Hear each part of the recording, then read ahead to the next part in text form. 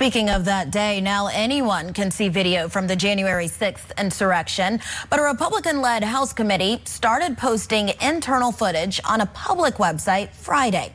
Well, joining us now to talk more about the videos and their impact is federal defense attorney Ronald Chapman. Ronald, thank you for being here. So first, we have seen bits and pieces of the developments in the case, like the gag order fight.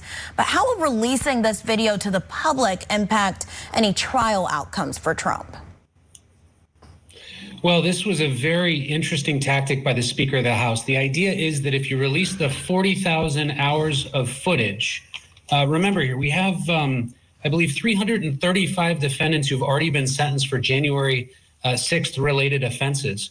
Those defense attorneys are going to start combing through that video, and potentially the public will start making some arguments that those people are in fact innocent, really putting pressure on the prosecutors against Trump. This appears to be a combined attack against the January 6th trial, and I'm sure it's going to have some pull on public opinion as this video gets digested. So what do prosecutors do? How do they prepare for this incoming possible attack? Well, I think it's really important to separate what happened at the Capitol on January 6th from the statements made by Donald Trump and the efforts that were allegedly undertaken to overthrow the election. And I think that's where the prosecutors will focus, not so much on what happened inside the Capitol, but all of the other efforts surrounding the election to try to get Mike Pence not to certify the election. That's really the nerve that prosecutors need to pinch on, and that's what will get them away from this January 6th narrative. I think it's really important that they focus on the real issues in the case and not all of the video that may be coming out. So do you have any examples of some of these defendants already trying to use some of this video to get their cases reviewed?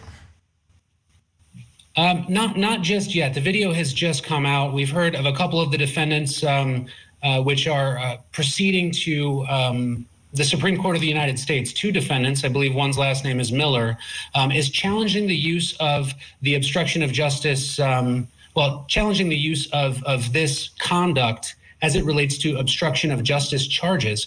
The Supreme Court hasn't allowed cert to be granted, meaning accepted arguments on that issue, but we do expect to hear about that soon. In the meantime, a lot of these defendants who've pled guilty, many of them, their defense attorneys will be looking through this video, but there's one catch. A federal plea usually requires an appeal waiver, meaning you've waived your right to appeal. And access to the courts for these defendants is going to be very difficult, if not impossible. You talked about the hundreds of people who have already pleaded guilty, and appealing that would be difficult. And now this video and the tactics that defense attorneys might be using. But you said that they could comb through the video and see if anything might be not just right. But on the opposite, could the video also show things that could be detrimental to their clients? Absolutely, and maybe detrimental to people that the FBI are still looking for. In fact, in a press release that came out by the FBI, they indicated they are still looking for some people who've assaulted officers and agents and may be criminally charged still for January 6th offenses.